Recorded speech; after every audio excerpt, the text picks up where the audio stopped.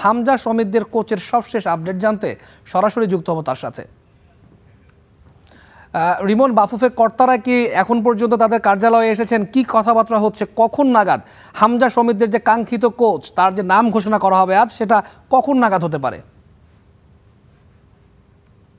আমরা যখন এই লাইভটার জন্য রেডি হচ্ছিলাম, মিনিট 10 আগে বাফুফের যিনি সহসভাপতি ফাহাদ করিম, তিনি কিন্তু কার্যালয়ে কিছুক্ষণ আগে প্রবেশ করেছেন এবং যেটা আসলে রিপোর্টও দেখছিলাম যে 233 থেকে ওরা 11 জন, অর্থাৎ শর্ট লিস্টে 11 জন, এবং সেই 11 জন থেকে কিন্তু নির্ধারিত হবে বাংলাদেশের দায়িত্বটা অন্তত 2 বছরের জন্য পাচ্ছেন কে, এবং হাভিয়ার কাবরেরার পরবর্তী উত্তরসূরি কে হচ্ছেন।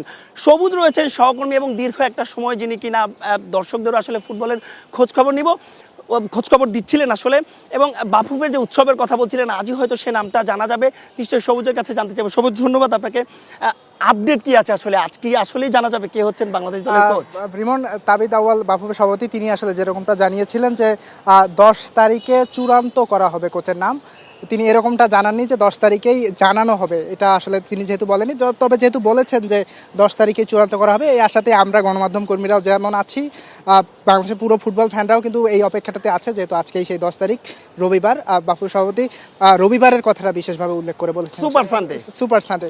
সেই সুপার সানডেতেই সুপার হিরো কাউকে হয়তো বা বাংলাদেশের ফুটবলে পাওয়া যাচ্ছে, সেটার অপেক্ষাতেই।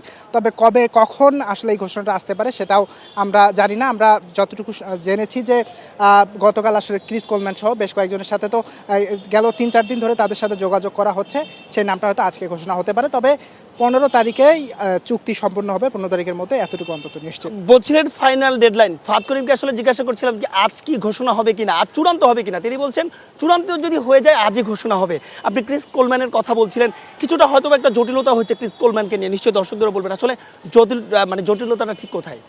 ক্রিস কোলম্যানকে নিয়ে আসলে যেটা জটিলতা, বা আধুনিক যে ফুটবলের, আসলে আধুনিক ফুটবলে কিন্তু কোচ হিসেবে কিন্তু চলে না। কোচরা কিন্তু আসলে একটা দলের ম্যানেজারের ভূমিকা পালন করতে চায়।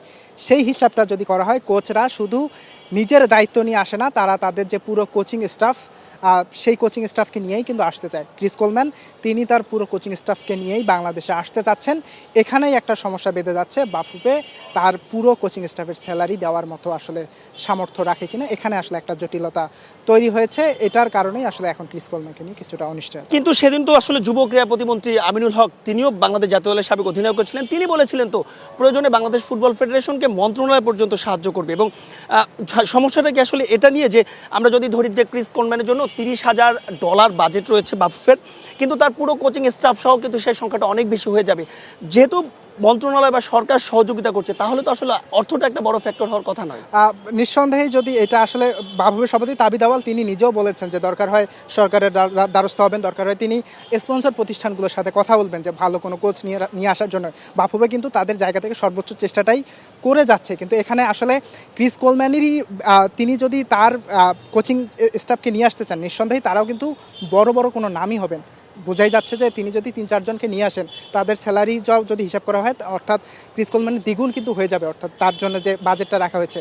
এখন এই বাজেট যদি একটা শুধু কোচের পেছনেই ব্যয় করতে হয়, পুরো তো আরও অনেক কিছু থাকে, সব কিছু মিলিয়ে আসলে এটা বাফুফের এটা তাকে দেবে কিনা। আর তাছাড়াও কিন্তু বাফুফের হাতে কিন্তু আরও বেশ কিছু অপশন রয়েছে, কারণ আপনি যদি ব্যান স্টোকের কথা চিন্তা করেন, তিনিও কিন্তু আসলে কোনো অংশে কম যান না, যথেষ্ট হাই প্রোফাইল। তিনি একদিক দিয়ে বলতে গেলে সাফল্যের ব্যাপারটা হয়তো ক্রিস কোলম্যানের অনেক বেশি, তবে ব্যান স্টোকের অভিজ্ঞতাটা কিন্তু অনেক বেশি। তিনি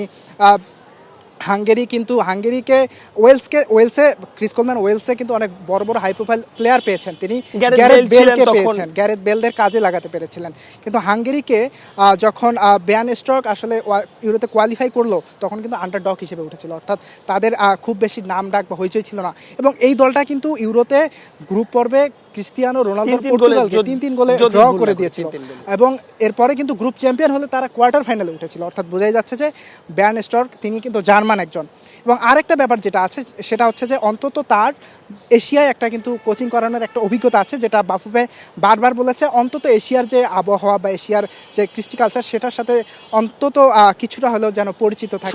ছোট্ট করে একটু আপনার কাছে যদি জানতে চাই, বাংলাদেশ শেষ পর্যন্ত দৌড়ে কোন একজনের যদি নাম এগিয়ে রাখতে চাই, কে বেশি এগিয়ে রয়েছে? আসলে এখানে সরাসরি বলার তো আসলে সুযোগ নেই। রোজারিও মিকেলের নাম ছিল, তিনি তো হাত থেকে ফসকে গেছেন। ক্রিস কোলম্যানের যদি ক্রিস কোলম্যানকে আসলে এই বেতনে নিয়ে আসতে পারে বাফুফে, নিঃসন্দেহে এটা বাংলাদেশের জন্য ভালো হবে। তবে তাকে যদি না হয়, আমরা ব্যান স্ট্রোককে আশা করতে পারি, তিনি আসলে নিঃসন্দেহে বাংলাদেশের ফুটবলের জন্য সেটা ভালো হবে। অনেক অনেক ধন্যবাদ। নিশ্চয়ই আসলে তুলন যেমনটা শুনছিলেন, দর্শকরাও যেমনটা শুনছিলেন, ক্রিস কোলম্যান নাকি স্ট্রোক কে হচ্ছেন সে উত্তর হয়তো আজই মিলবে। তবে দেশের ফুটবল নিয়ে যে একটা উন্মাদনা তৈরি হয়েছে এবং হাই প্রোফাইল যেসব কোচরা আসলে আবেদন করছে 300+, নিশ্চয়ই সেটাও আসলে দেশের ফুটবলের যে উন্মাদনা এবং ধীরে ধীরে যে উন্নতি হচ্ছে তারও একটা প্রমাণ দেয়। এই ছিল আমার কাছে কোচ নিয়োগের সবশেষ আপডেট বাফুফে থেকে।